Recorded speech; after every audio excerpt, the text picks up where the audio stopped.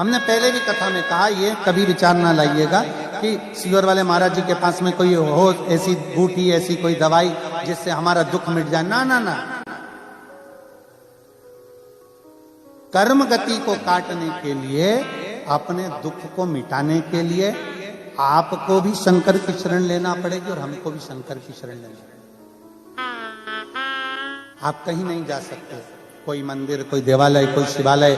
आप अपने देश में अगर हो सकता है भारत देश में रहें तो मंदिर शिवालय नजदीक नजदीक में होते हैं, बाजू में लगे होते हैं, एक दो घर छोड़कर आप एक लोटा जल चढ़ा सकते हो। पर यहाँ तो मंदिर, देवालय, शिवालय भी बड़ी दूर और आप जा भी नहीं सकते।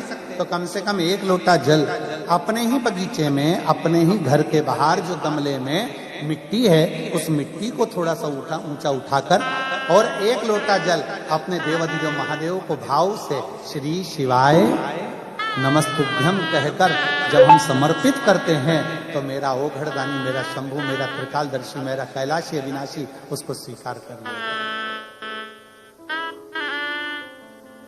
उसको स्वीकार करेगा।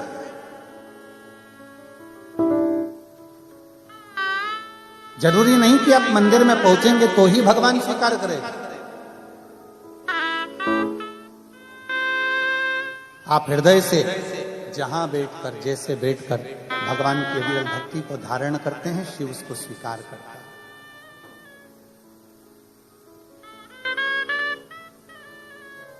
आज कितनी तारीख है? जम के बोलो जरा। 9। दिन कौन सा है? सोमवार। तिथि अष्टमी। कितनी किस्मत लेकर आए, तुम विचार कर लो। सोमवार की अष्टमी के दिन कथा सुनो। आज हमारे पूरे भारत के लोग सोमवार की अष्टमी के दिन शंकर जी के मंदिर में जाकर बेलपत्र समर्पित करते हैं। शिव कथा सुनने के लिए पूरा विश्व आज तरसता है कि कैसे भी शिव महापुराण की कथा मिल जाए। और आज दुबई वालों के भाग्य खुल गए जो सोमवार की अष्टमी के दिन 9 तारीख को शिव पुराण।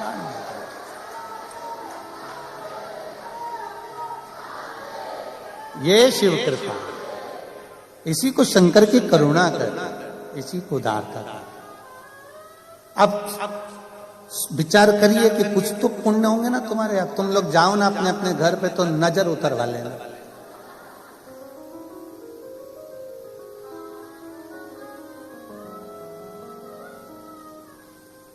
कोई तो पुण्य है और बड़ा प्रबल पुण्य है।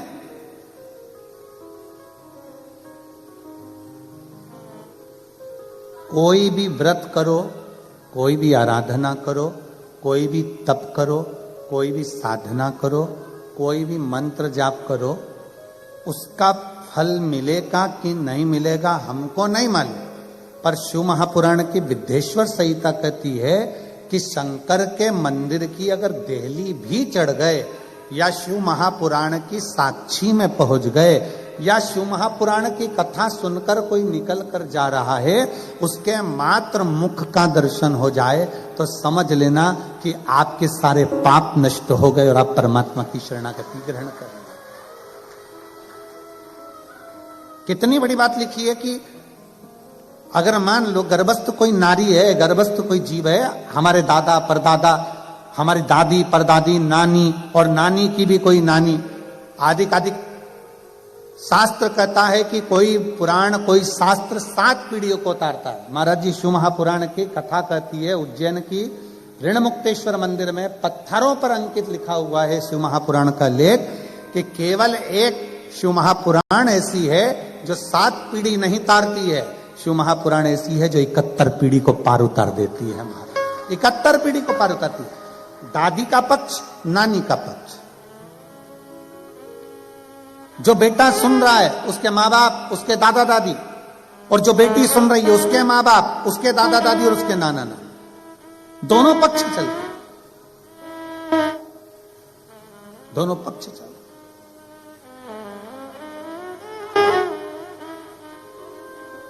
और कितना सुंदर लिखा है। माता पार्वती जी ने एक बार भगवान देवाधिदेव महादेव से अमरनाथ की गुफा में प्रवेश कर कर पूछा था, जब अमर कथा भगवान शंकर पार्वती जी को श्रवण करा रहे थे। पार्वती जी को जब अमर कथा कर रहे हैं तब बाबा देवादिदेव महादेव भगवान शंकर से माता पार्वती जी पूछती है कि कोई स्त्री, कोई नारी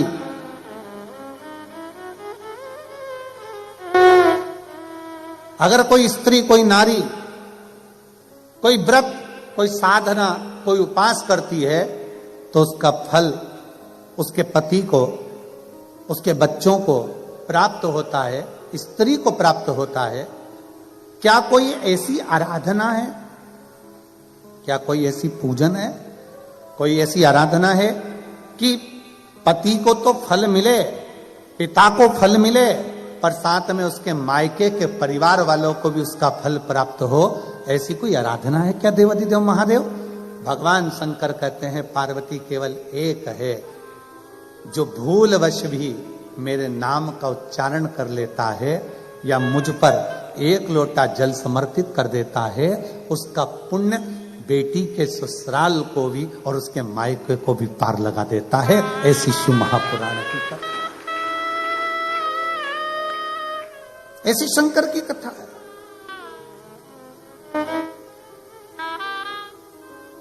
और आप और हम कथा का रसतत्व ग्रहण करने के लिए बैठे। जितनी मेरी जीजियां बैठी हैं, जितनी मेरी बेटियां बैठी हैं, जितनी मेरी माताएं बैठी हैं और जितने मेरे जीजा बैठे हैं,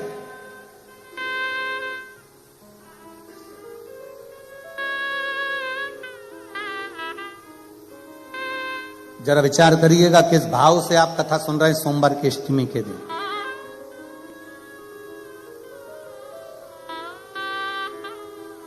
सही में इस कथा का नाम त्रिवेणी दिया तो वो त्रिवेणी सिद्ध भी हो गई। सोमवार,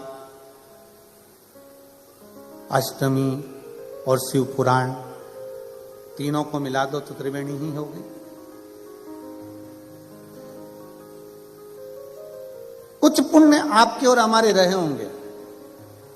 निवेदन है, पार्थिव शिवलिंग का निर्माण जरूरी नहीं है कि घर के अंदर आकर करो। तुम्हारे घर के बाहर जो गमला लगा है उस गमले में आपने शिवलिंग की मिट्टी को थोड़ा सा उठाया और वहीं पर निर्माण कर कर घर में से एक लोटा जल भर के लाकर उसी पर चढ़ा दिया, दूसरा लोटा जल लाकर उसका विसर्जन कर दिया।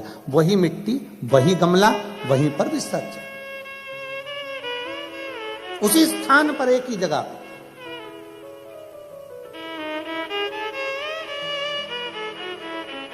शंकर भगवान से सरल भक्ति किसी की नहीं है।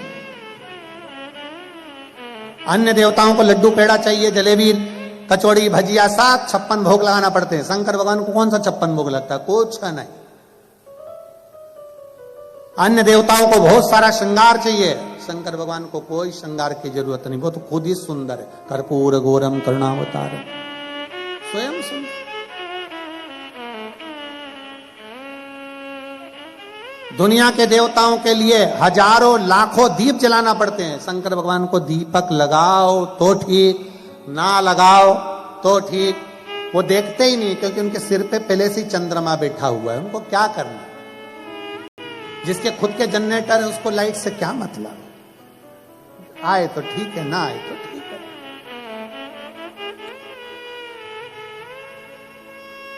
शिव जी को वस्त्र आभूषण से मतलब नहीं है।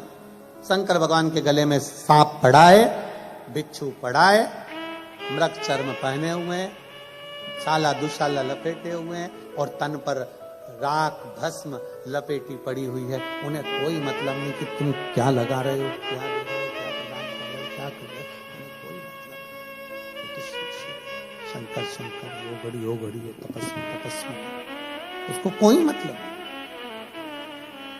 उनको कोई मतलब नहीं। कितना सरल। भगवान कृष्ण ने कहा कि कौरवों की सेना की ओर से बड़े बड़े तपस्वी, साधक, उपासक, बड़े बड़े नियम धारण करने वाले युद्ध लड़ने के लिए सामने होंगे, और अर्जुन दूसरी तरफ तुम और 5 पांडव तुम होगे, तुम्हारी सेना होगी। वीरों से लड़ना सरल है, पर तपस्वियों से लड़ना कठिन है। इन तपस्वियों से कैसे लड़ोगे? उन्होंने जो जप करा, तप करा, साधना करी, उनकी ओर से लड़ने के लिए 33 कोटि देवता आएंगे और वो युद्ध लड़ेंगे। तुम क्या करोगे? तुम्हारे पास में कौन नहीं? भगवान अर्जुन ने पूछा, प्रभु आप बताओ। अर्जुन कहता है, आप बताइए मैं क्या करूं? भगवान कृष्ण ने कहा, अर्जुन कल युद्ध प्रारंभ हो उसके पहले एक काम करो, कि पार्थिव लिंग का निर्माण करो। पार्थिव लिंग का निर्माण,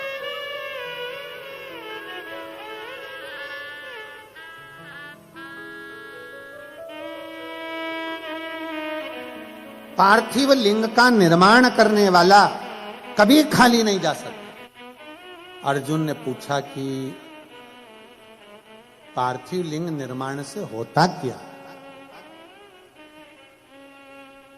क्या होता है पार्थिव लिंग के निर्माण से? भगवान उसी समय पर कृष्ण ने कहा, आज तो मैं नहीं बोलूंगा, पर अर्जुन एक समय ऐसा आएगा कि तुझे मालूम पड़ेगा कि पार्थिव लिंग निर्माण का क्या फल है। और मेरी जीजियों, मेरे जीजाओं, मेरी माताओं, मेरी बहनों, बेटियों, बेटाओं, सबसे निवेदन करूंगा, 3 दिन की कथा सोमवार की अष्टमी से आप सुन रहे हो, 9 तारीख से 11 तारीख तक। 11 तारीख को ये कथा विराम हो जाएगी। उसके बाद में आप 3 महीने के अंदर हमें सीहोर में लेटर लिखकर जरूर बताना कि तुमने जो पंडाल में बैठकर मांगा वो बाबा ने दिया कि नहीं दिया, बताना जरूर। आप बैठे हो कथा में, कथा श्रवण कर रहे हो, दिल से भाव से कथा सुनने के लिए आए हो, बाबा ने दिया ना दिया, क्या मांगा आपने, ये आपके ऊपर निर्भर कर। और खाली ना जाता कोई दर से तुम्हारे, खाली न जाता कोई दर से तुम्हारे, मैं भी खड़ी हूँ नन्ही बाहें पसारे, अपने हृदय से लगा लो, लगा लो, गिरा जा रहा हूँ, उठा लो, उठा लो, भोले अपने दर से अब तो न टालो, गिरी जा रही हूँ, उठा लो, उठा लो। आप दिल से जो मांगोगे, दिल से जो बोलोगे, अर्जुन कहता है क्या मैं पार्थिव लिंग का निर्माण करूं, पूजन करूं, आराधना करूं, क्या शिव मुझे कुछ देंगे? शंकर भगवान कुछ प्रदान करेंगे?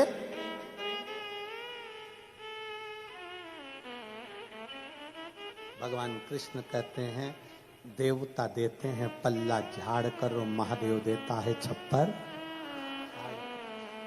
उसके खजाने में कोई कमी है ही नहीं। क्या कमी होगी उसके खजाने में, जरा विचार करिए।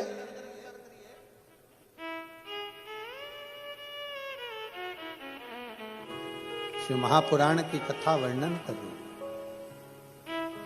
अर्जुन तुम शिवलिंग का निर्माण तो करो, शंकर का शिवलिंग बनाओ, तो तुम्हें खुद मालूम पड़ेगा कि शंकर के शिवलिंग का बल क्या है।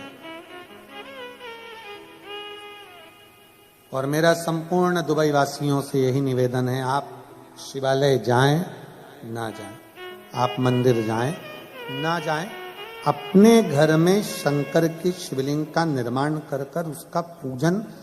ज्यादा साहित्य नहीं है हमारे पास चढ़ाने के लिए, कोई सामग्री नहीं है, तो 1 लोटा जल सारी समस्या का, 1 लोटा जल बस। बाबा को ज्यादा दिखावा नहीं चाहिए।